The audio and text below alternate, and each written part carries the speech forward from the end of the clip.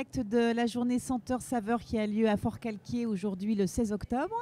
Nous avons entamé toute une série de conférences dédiées à la diète méditerranéenne. Donc aujourd'hui, nous continuons ce périple cet après-midi avec deux cuisiniers de talent.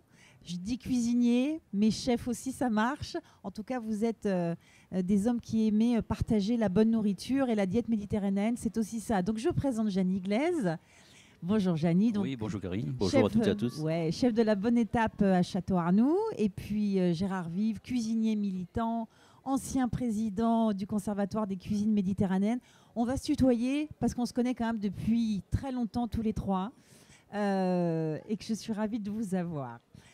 Cette diète méditerranéenne, on va peut-être commencer avec toi Gérard, parce que la cuisine méditerranéenne de façon générale et dans tous les pays de la Méditerranée, tu l'as portée pendant de nombreuses années. Qu'est-ce que ça t'évoque la diète méditerranéenne pour toi? Ça m'évoque une façon de se nourrir au-delà de la gastronomie. Colle bien ton micro sur on ton... parle d'alimentation et de santé, voilà. Après... Donne-moi ton micro. Hop, on a un petit souci de micro. Voilà. Après, je pourrais élargir le champ parce qu'il y a des diètes dans le monde qui ont fait leurs preuves. Hein. J'avais travaillé sur mon premier livre sur les lieux dans le monde où il y a le plus de centenaires. Mais de toute façon, on se rend compte qu'on n'a pas les mêmes produits, mais qu'on a la même règle de vie, d'hygiène, voilà. Et que la nourriture est primordiale. Mais qu'ensuite il faut un petit peu d'hygiène de vie, d'activité et surtout pas de stress. Voilà. Tu veux dire, on en revient encore au mot de diète qui veut dire style de vie, hein, parce que ça veut dire ça, c'est pas se serrer la ceinture. Absolument, c'est pas une privation, c'est plutôt aller vers une manière de vivre, de se nourrir au quotidien toute l'année. C'est pas la diète au sens stricto sensu qui signifie pendant un jour je ne mange pas. Voilà, non, là c'est inscrire dans sa manière de fonctionner des recettes, des produits, des principes. Voilà. Si on revient à la cuisine provençale, c'est aussi pour ça qu'on est là. Jeannie, toi tu la portes dans tes gènes depuis plusieurs générations. Comment elle est cette cuisine provençale et comment elle s'inscrit dans un régime alimentaire des plus durables? La cuisine provençale, en fait, c'est une façon de vivre, je pense. Quand on parle de diète méditerranéenne, c'est une civilisation méditerranéenne dont il faudrait parler. Je vois les différences qu'il peut y avoir, puisque Château-Arnoux, c'est à 14 km au sud de Sisteron. Sisteron, pour les gens d'ici, après, c'est le nord. C'est-à-dire, quelle est cette frontière? La frontière, c'est la frontière naturelle de l'olivier. En dessous Sisteron, l'olivier pousse, de l'autre côté, il ne pousse plus. Et au début du siècle dernier, c'était vraiment une frontière de civilisation. D'un côté, les gens qui vivent avec l'olivier, donc ils cultivent toute l'année pour récolter une fois par an, pour se nourrir, pour se chauffer, pour se soigner. Et de l'autre côté, les gens qui traient les animaux, les vaches tous les jours et qui font le fromage, ça fait des disques durs qui sont complètement différents. Ça façonne aussi un esprit qui est différent. En dehors de la santé, c'est une civilisation. Tu veux dire que sur un même territoire, hein, Oui. tu dis 14 km, on est quand même sur un territoire de la Provence, il y a autant de diversité qu'on ne soupçonne peut-être pas. Oui, c'est la richesse de la France aussi. Et puis là, nous, on est du côté bassin méditerranéen. On est plus proche finalement de toute la Méditerranée, en incluant des gens qu'on croit tellement différents, mais qui se nourrissent et qui ont un peu la même façon de vivre par la façon dont ils se nourrissent, dont ils nourrissent leur corps, leur esprit. Et on arrive à penser peut-être un petit peu pareil, en dehors des histoires de religion qu'il faut écarter, mais c'est un bassin, moi je me sens plus proche des gens du Tour de la Méditerranée que du nord de l'Europe. Et dans le nord de l'Europe, il y a une partie de la France. Tu as raison. Ouais. Gérard, toi tu me disais qu'on avait vraiment un vrai rapport avec un pays comme l'Italie, qui a vraiment des connexions très très fortes, un vrai lien sur cette diète méditerranéenne, peut-être encore plus qu'avec d'autres pays? Absolument. Quand on regarde la cuisine marseillaise, elle a été fortement influencée avec l'arrivage des Italiens. Serait-ce que les grands classiques, ou même la soupe aux pistes, c'est les Génois qui nous l'ont apporté. Mais il n'y a pas que ça. Quand on regarde un peu les cuisines sur tout le pourtour, on se rend compte que toutes ces cuisines ont voyagé. et à tel point que souvent on ne peut pas donner une origine précise pour un plat. Voilà. Alors si on attaque sur un sujet où jamais personne ne se mettra d'accord, c'est le couscous, parce qu'on en fait sur tout le sud de la Méditerranée et on ne sait pas vraiment, d'où il vient.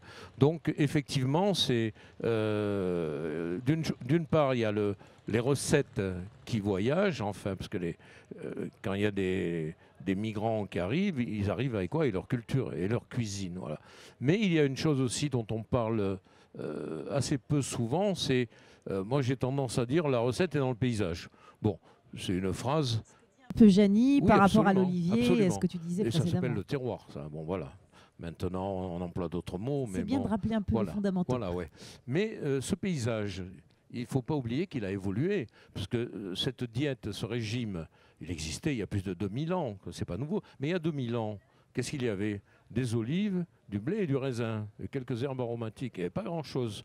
Parce que si on parle de cuisine provençale aujourd'hui, on imagine de suite de la tomate, du poivron, du basilic et tout. Tous ces produits ne sont pas nés ici, et ils sont arrivés que très tardivement, il ne faut pas l'oublier. Donc le paysage évolue, et les recettes aussi, voilà. Donc ça évolue avec... bon, maintenant, on a accès à peu près à tout à tous les produits du monde. Il n'y a plus vraiment de découverte. Il n'y a que dans mon monde des épices où on peut encore découvrir des choses, mais on connaît à peu près tous les légumes, je pense. Mais donc, on peut faire évoluer une cuisine avec un arrivage ça s'appelle du métissage, voilà, ou des nouveaux produits. Oui, Gérard a raison, enfin, les traditions évoluent, une tradition qui est figée n'est pas vivante et ça se nourrit un petit peu de ce qui est autour. Quand on entend, mais ça c'est pas la vraie recette, c'est pas la vraie... C'est vivant, il faut que ce soit vivant. Et donc, c'est l'esprit qui est important, l'esprit du pays, l'esprit de la maison, comme il y a un esprit de famille, un esprit dans les relais châteaux. Tu parles de l'esprit de famille, oui. Ton père était cuisinier, vous êtes d'une longue lignée de cuisiniers, ta fille est avec toi au fourneau. Cette cuisine provençale que vous portez depuis des générations, elle évolue, elle se transforme, elle est toujours vivante. Est-ce que vous avez des points de désaccord? Comment ça fonctionne entre vous? Des points de désaccord, non. Alors c'est des questions, c'est amusant puisqu'on a en fait cette année les 50 ans d'appartenance à la famille des Relais Châteaux et on a préparé un menu célébration avec Jeanne, ma fille, Pierre, mon père, qui a 90 ans, j'ai la chance de l'avoir toujours avec moi, et moi. Donc, on a vu donc des plats différents. Et en fait, ils ne sont pas tellement différents. Il y a une différence de génération, mais on sent qu'il y a le même esprit dedans. Et c'est pas voulu, c'est pas. Et les journalistes, on leur demande d'aller. Il y a beaucoup de journalistes qui sont venus, qui nous demandaient, mais alors, qu'est-ce que vous pensez? Qu'est-ce que les questions que tu poses? C'est des questions qu'on ne se pose pas. Ça vient comme ça vient, comme on a envie, on laisse faire l'autre, on se rend compte que les chemins divergent un petit peu, puis ils se retrouvent un peu dans la même direction. On a envie de faire plaisir, on a envie de partager ce qu'on aime. Ce qu'on aime, c'est notre pays, notre territoire, notre accent, on le met dans l'assiette avec le thym, la sarriette, tout ce qui constitue l'huile d'olive, les amandes. On a la chance d'avoir un terroir extraordinaire. L'agneau de Sisteron fait tout ça. Vous qui connaissez très bien la gastronomie de façon générale, est-ce que vous trouvez que les chefs ces dernières années se sont vraiment préoccupés justement de cette diète méditerranéenne, ou est-ce qu'ils étaient plus happés par la gastronomie française qui est quand même connue dans le monde entier? Comment vous sentez, vous, l'évolution de cette gastronomie française, Gérard? Je pense qu'il y a que la cuisine, comme d'autres domaines, de temps en temps s'égare un peu avec des phénomènes de mode et on finit par oublier l'essentiel. Voilà. Ensuite, aujourd'hui, il y a énormément de communication, les réseaux sociaux, les médias à outrance, et on est un petit peu obligé de se positionner. Je pense qu'il y a des chefs qui ont, bon, ça c'est le cuisinier militant qui parle, et qu'en veut à certains qui font des choix qui sont pas vraiment éthiques, mais plus de l'opportunisme qu'autre chose. Alors si on prend conscience que même dans un restaurant de très haut de gamme, il faut avoir de la rigueur, de l'éthique, que l'alimentation est importante. Il faut soigner ses clients si on ne veut pas les perdre. On va pas les empoisonner quand même. Bon. Donc je pense que c'est très important. Et peut-être que la cuisine, ce que je reproche un peu à la France, parce que bon, j'ai beaucoup voyagé et qu'on peut faire des comparaisons, c'est que la France est un pays de gastronomie, mais on est vraiment dans l'élitisme. Et dans le restaurant les plus courants, on va dire un peu bas de gamme, je trouve que la qualité est plutôt médiocre. Voilà. Et je parle de la qualité simplement dans ce qu'il y a dans l'assiette, mais on pourrait parler de la qualité des produits. Et ça, c'est essentiel, même dans la diète méditerranéenne. Et surtout, on va peut-être aborder le sujet de la qualité des produits. Voilà. Oui, la qualité des produits, Jenny. Oui, Gérard parle. Tu veux rebondir sur ce que vient de dire Jenny? Je vais peut-être répondre à la question que tu ne vas pas poser. Vas-y, rebondis. Gérard parle de soigner les gens. Soigner les gens, nous, c'est comme quand on dit soigner, ça a plusieurs sens.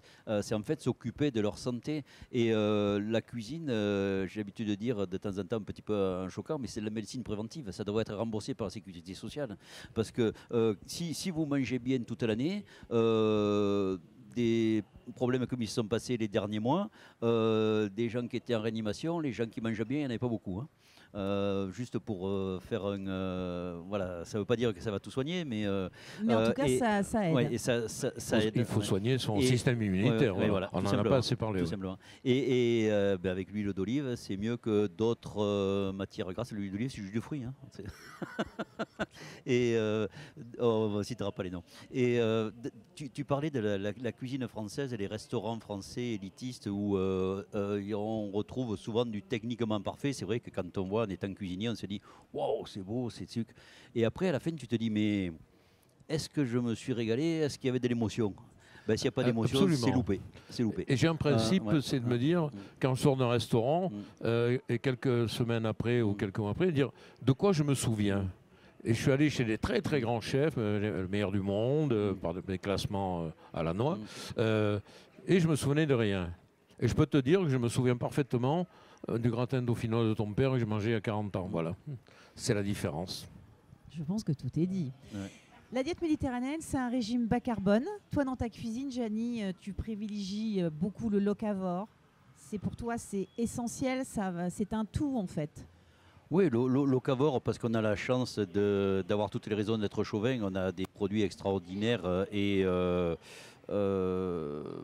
en plus, c'est aussi une façon de vivre, de privilégier les gens qui sont autour. Quand on voit les agriculteurs, les artisans qui nous fournissent des produits fabuleux, et on sait combien c'est difficile. Mon grand-père était paysan, de cultiver la terre et de faire avec les aléas du climat, de plus en plus maintenant avec le changement climatique.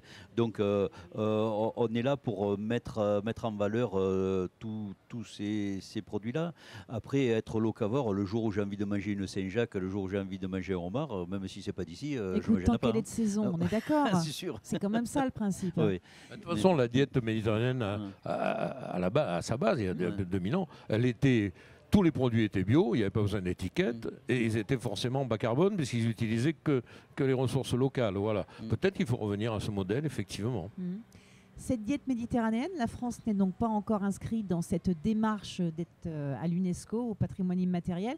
Vous, en tant que cuisinier, comment vous voyez les choses par rapport à cette diète et à l'évolution, et comment le milieu de la gastronomie peut la porter encore plus haut? Parce que c'est une notion finalement que les gens ne se sont pas beaucoup appropriés sur le territoire français. Le bas carbone, ça veut dire, on parle bien de la même chose, ça veut dire qu'il n'y ait pas de transport le moins possible. Oui, moins de transport possible. Mais c'est aussi, Jenny, le fait que on va travailler avec les agriculteurs qui font du travail extensif, c'est-à-dire que tu réfléchis, toi, quand tu fais une carte, je suppose, à faire que ça soit cohérent. En fait, qu'il y ait de la cohérence et de l'équilibre dans tes cartes. C'est vrai. C'est ça. J'ai le brouillon dans la poche. C'est pour ça qu'elle prend sa carrière. Donc cette diète méditerranéenne, au final, est-ce que vous trouvez que le milieu de la gastronomie française la porte ou pas encore assez? On parle pour la région sud parce qu'on est quand même le plus proche de l'Italie, du Maroc. Toi, tu en penses quoi, Gérard? Je veux dire, un cuisinier qui est à Cancale, à Deauville ou à Paris, il n'a aucune raison de porter la diète méditerranéenne. Un peu moins. Voilà, parce qu'elle s'inscrit dans un terroir, simplement, c'est tout. Voilà. Donc effectivement, je pense qu'il y a beaucoup de cuisiniers qui font qui cuisinent diète méditerranéenne sans le savoir aussi. Alors peut-être qu'à un moment, il faut mettre un label, quelque chose, et que ça aura du sens. Et si c'est porté par les médias, tant mieux, quoi. Quand c'est pour une bonne cause, on est toujours pour, voilà. La preuve, vous êtes là tous les deux. Et merci de nous avoir invités. Mais c'est vrai que c'est une question qui est un peu complexe parce que est-ce que tout le monde en a pris assez conscience? Peut-être pas. Est-ce qu'il faut vraiment être après des ayatollahs du locavore? Ah ben non, ça c'est à plus de 80 km, je ne le prends pas. Faut une raison et il faut arriver à prendre conscience de tout ce qui est possible de faire, le faire. Mais ne pas s'interdire de temps en temps une petite folie, quoi. Il faut effectivement savoir ouvrir les portes parce que je parlais de tous ces produits qui font notre cuisine aujourd'hui, qui sont arrivés de loin, de très loin parfois. La tomate, elle est arrivée des Andes, ainsi de suite. Le basilic est arrivé d'Inde. Si on n'ouvre pas les portes à un moment, on s'appauvrit. Et moi, j'ai une phrase qui a tendance à dire, je dis, l'universel, c'est le local moins les murs. Quoi. À un moment, abattons les murs, ouvrons les portes. Il ne faut pas tomber dans l'excès, mais il faut rester ouvert. Oui, les épices, ils viennent pas tous de Provence, hein, Gérard, tu le sais. Absolument. Et, donc là j'ai le poivre séchouan du jardin qui agrémente le chocolat, mais bon, parce quand que on va Jeannie chercher... Blaise fait des chocolats au poivre de séchouan de son jardin et nous sommes bien en Provence, dans les Alpes de Haute-Provence. Mais bon, on a amené... on acclimate. Oui, mais là, l'arbre, on l'a amené de Chine. Voilà, c'est beau cet arbre. Bien sûr. Question à tous les deux. Est-ce qu'on peut allier diète méditerranéenne et gourmandise? Ah, pardi. Bien sûr. Il faut bien que je vous titille un peu quand même oui, tous les deux. Bien sûr. Parce que les personnes qui nous regardent gardent quand même, je pense, dans leur tête l'idée de la diète et de cet équilibre. Non, mais c'est pas un régime. Mais voilà, mais c'est bien de relancer l'idée de régime, le mot de diète, le mot de régime, il faut attention quand on en parle, parce que moi, bon, j'ai jamais fait de régime, parce que comme je suis profondément démocrate, pour moi, tous les régimes sont des dictatures. Mais oui, le sens des mots aussi, quand on parle de diète et quand on parle de régime, oh là, on se dit c'est un carcan. Non, c'est pas un carcan.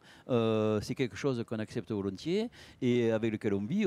On ne sait même pas qu'on fait un régime, mais on le fait. Parce qu'on a choisi les produits qui sont naturels pour nous. Et Karine parle de diète méditerranéenne. Nous, on faisait un peu comme M. Jourdain qui faisait la prose sans le savoir. On fait la diète méditerranéenne, je l'ai appris. Moi. Comme quand je faisais de la permaculture dans mon jardin, le premier client qui me dit vous faites de la permaculture, je lui dis ah ouais, j'ai jamais entendu le mot. C'était ça, oui, mais je ne savais pas.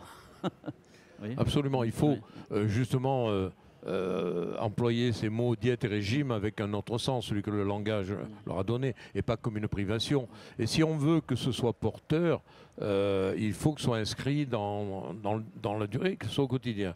On parle des épices parce que c'est un sujet que je connais bien.